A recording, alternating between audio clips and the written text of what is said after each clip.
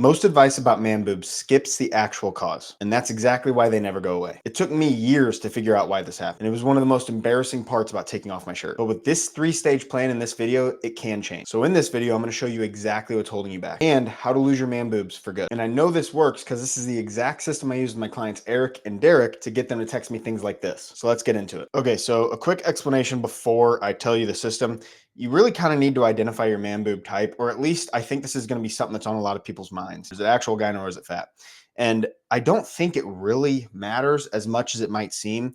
Now, gyno is where you actually have that gland in the side of your chest that has expanded. And we're going to get into why that's happening and how you can like reverse that and help that.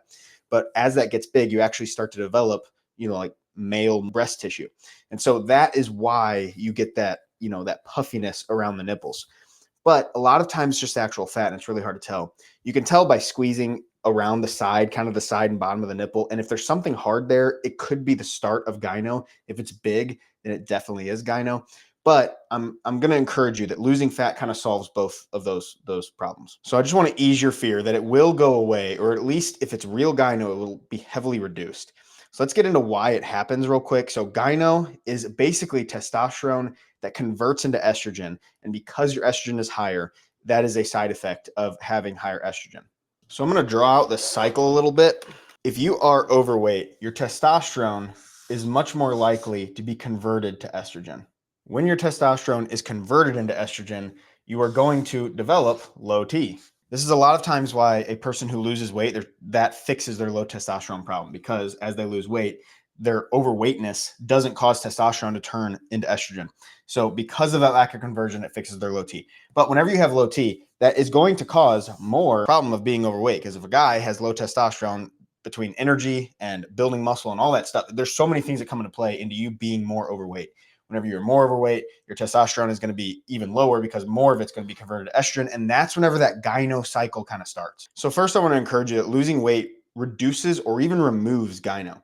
You can actually have a complete reversal of it by losing weight. So your first step is just to lose weight. It's not to think about what is going to happen in the future. It's just to start losing weight and following the rest of this video. So if it's just fat, losing fat fixes it. So losing fat fixes, or at least heavily reduces, both of these things. But then muscle shape also really matters for appearance. So it's not just losing weight, and that is going to be explained in the stages. So let's get into the stages. Most guys that I run into think that a fix for a soft chest is just more bench press. And I think that's exactly what's keeping them boob looking, because a person who's doing flat or decline, that's even worse, barbell bench press, is just building the lower part of the pec over and over. The real move is flipping it, and it's working on the upper part of the chest. So that's going to give you that full chest look that actually looks like a pec instead of a boob. So I wanted to show you this here. There's 3 heads of the pec muscle. You might already know this. And there's the clavicular head. There's a sternocostal head, which is the big part that most people associate with the actual pec. And then there's the abdominal head, which is the lower pec. In my experience and from studies that I have seen in the past, the lower chest is worked already enough during incline bench press. You don't really need much more. It's a low incline, sure, about 30 to 45 degrees, but I think that's the sweet spot to start building the upper chest without overdeveloping the lower chest. So here's going to be your plan. 2 days a week, 6 sets each workout. This is a chest focused workout. There's the whole package, all the other muscle groups and everything, but this is just focused on the chest since that's this video. If you want a complete plan, just message me or comment down below. But exercises, there's 3 sets of some sort of press and 3 sets of some sort of fly. I'm a big believer in using them both. 1 to 2 reps shy of failure on all presses, and then flies you take completely to failure. It's usually a lot safer to take that to failure. And you're not rounding your shoulders. So whenever you're doing a fly, let's take a fly machine, for instance. If you catch yourself doing this, that is going to be a lot of the front delt. You want to keep your shoulders down and back and bring the biceps together. Don't focus on your hands coming together. Focus on the biceps coming together while keeping your chest puffed up and your shoulder blades pinched back. That's really going to focus on the entire pec. Now, with flies, I usually just do them flat. I don't do incline flies. And my favorite by far is the machine chest fly. One workout, so notice that I said 6 sets each workout. So on, let's say it's Monday, National Chest Day. That's always the joke that we used to tell in college. Whenever you're doing your chest workout on Monday, you could start with presses and then go into flies. And then let's say on Thursday is your next chest day or whenever it is. Then you start with flies and you go into presses. Yes, that weakens your press by a whole lot. But for me, it allows my chest to be the by far limiting factor and not so much my front delt. I've always struggled focusing on the chest during pure pressing movements. So I like to throw those flies in there as well. It's really worked for me. The thumbnail image is a real image, and I have completely transformed my chest. Okay, so with the muscle side of things, we have fixed the muscle shape. But if there's fat, no matter how effectively you train, you're not gonna have that full pec look. So we gotta get your fat loss plan down. So let's get into the fat loss plan. Imagine this, there's two guys, both of them absolutely hate the look of their chest. Guy number one, he looks in the mirror and that's all he sees. So he goes to the gym and he bench presses. Push up after push up, bench press after bench press, always pressing day after day. He's working hard, but he's frustrated. He's building the chest, even if he's doing incline presses, but it's just not looking like a pec. Then there's guy two. He plays this a lot smarter. He builds a full plan. He doesn't just go to the gym and hammer chest. He's tracking his food. He's eating enough protein. He's correctly training his chest with incline presses and flies. And he's also walking daily. For a while, both guys look the same. But guy two doesn't let that defeat him. He sticks to his entire plan for 8 weeks. Guy number one has the same chest fat, just sore muscles underneath it. Guy number two, he now has exposed that muscle that he has been building. So the difference is the fat loss and the chest development. So how are we going to do this? So first, you can't spot reduce. You're going to lose body fat everywhere. But here's the cool thing. I mean, you're here on this video for chest fat. Like that's what the packaging of the video was. But obviously, I bet you still care about your arms, your abs, and your back. Everything's going to look better. So this is kind of cool. You get to double up as an improvement for everything. There's going to be a two-part focus. Obviously, the first part is going to be your diet. So you got to be in a calorie deficit, and the best way by far is to log your food. I have videos on that if you want more details about actually logging the food. You're going to want to aim for 1 gram per pound of body weight. That is going to make sure that you keep your muscle while in a deficit. And probably if you're relatively new to this, you are going to build a crap ton of muscle. The general starting calorie weight that I use for a person that is on the heavier side, like if you got weight to lose, you're not going to starve, okay? So multiply your body weight by 10. If you weigh 300 pounds, start with 3,000 calories. If you're lifting and getting steps like we're going to talk about in this, you are going to be losing weight. We can always accelerate that if needed. I've heard other calculations say like 10 to 13. Just go with 10. I mean, the worst thing that happens is you lose a little extra body fat during the first 2 weeks. There's not a shot in the world your body is going to let go of muscle when you have all that body fat sitting on you, okay? So don't worry about it. Obviously, you're going to need a food scale if you don't already have one. They're really cheap. There's really good ones on Amazon. I like the ones that give the decimal point. So, you know, if you type that in on Amazon, food scale with decimal point or whatever. And obviously, they scroll through grams and ounces and all that. And then if you want, you can download my cookbook. It does a lot of recipes for you. This thing is fire. It is free. I mean, just look at these recipes. It is free in the comments and in the description. The second part of your plan is going to be exercise, obviously. So you're going to be lifting 2 to 4 times per week. Ideally, I think 4 would be great. It's a push-pull split. So you do push, you do pull, you do upper, and you do lower. It doesn't matter. And as long as you're splitting up your body. And then chest would fall on 2 of those days.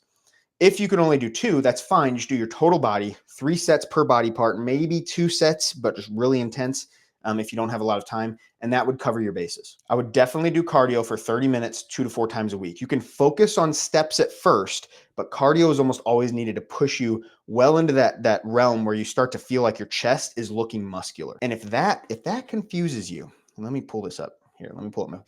If you're like, wait, cardio to make me look more muscular, I don't know where this confusion happened. I think it's just this anti-cardio on social media. I'm all for it, okay? The best way to lose body fat is to have more muscle and to eat enough calories that you can build that muscle, but be in a slight caloric deficit. I get it, but cardio helps you be in that calorie deficit, and you got to lose the weight in order to expose the muscle. If we're too focused on muscle, you're just going to end up looking like a power lifter, which is fine. They look fine, but that's not typically the audience that's coming to my channel to look better. They typically don't want to look like a big buff power lifter. They want to look lean and athletic. So if that is you, you got to be focusing on your cardio. And then steps, 6,000 minimum. You want to build up to that if needed. I'm not saying you have to start with 6,000, but 6,000, get there, okay? 8,000 is good, 10,000 is best. And beyond that is even better. Just not endlessly beyond that. Okay, if you're still at this part of the video, you are here for the secret sauce because this is my secret. I feel like this is where I have benefited the most. I literally have never heard anyone talk about this in regards to man boobs. And in my opinion, it is the difference maker. I've gotten so many compliments at the gym and I know exactly what it was. One person even pointed at the thing it was, and it wasn't my chest. For me, and I think if people emphasize this more, it is the shoulders. I think it really sharpens your whole frame. By having a wider set of shoulders, you look like you have more of that X with a shirt on, but then it also causes that separation, that cut, which we're going to talk about. And even before all the fat's gone, you start to look leaner. And it is so key. So let's talk about it. So we're going to go back to this, this image of the chest here. Now, right here on that yellow clavicular head, that is where the shoulder meets the chest. And if you develop your shoulders, now the front delt is going to get developed enough with pressing. So you don't have to really worry about it in my opinion.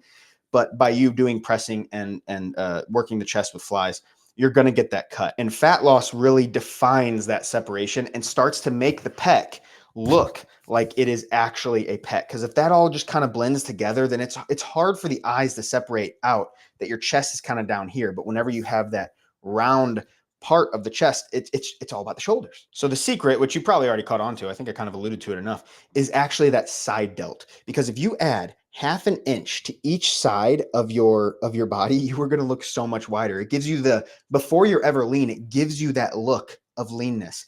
I'm about 20% body fat right now, maybe even like 22% body fat.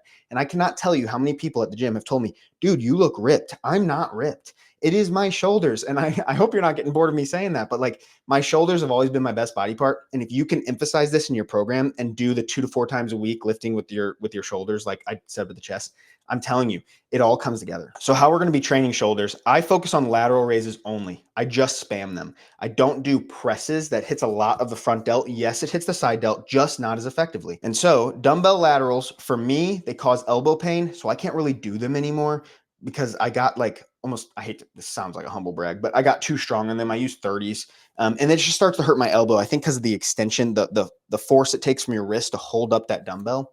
So I use cable cuff laterals. I get a cuff. They were like $6 on Amazon. Okay. So like a wrist cuff, and it comes with this little attachment, and I go across the body on the cable machine and lift up like this. If you elevate the, oh, I said right here, hip height and lengthen partials. So this has been my secret, in my opinion. You elevate the cable to about hip height so that from here to here is the hardest part of the movement. And then from here to here is the easiest part, where the shoulder kind of starts to really lose its leverage. And so you can push a little bit further. And then at the end, I always do what I call +5s. So at the end, let's say I get, 13 reps, then I'm going to do 1, 2, just from foot to foot. So basically a lengthened partial from the very, I'm sorry that I can't show you this whole thing, but that I'm going from my left foot to my right foot, just right here, no longer going up here, because that's usually going to be the limiting factor. And so I push beyond failure. I love it. It burns so good. And then something that I've really been digging is machine laterals. It causes constant tension right from the bottom and and then at the top, you are getting that constant, it doesn't get harder or easier at any point.